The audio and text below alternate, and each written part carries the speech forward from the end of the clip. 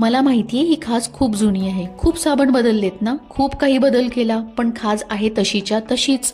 आणि हा, नुसती खाज नाही हा, तर त्यावर जळजळपणा हा आहेच. त्वचेवर लालसर जाड पट्टे, त्यावर पांढरे चांदीसारखे खवले, खवले काढल्यावर खालील त्वचा लाल आणि जास्त करून कोपरे, गुडघे, टाळू, पाठ आणि केस यांवर कोंडा पडतोय ना. हो, तर ही खाज साधी नाही. मग कसं ओळखायचं हे आहे तरी काय? याला म्हणतात सोरियासिस. सोरियासिस फक्त स्किन प्रॉब्लेम नाही हा, तो एक सिस्टमिक डिझीज आहे. म्हणजेच त्याचा परिणाम संपूर्ण शरीरावर होतो.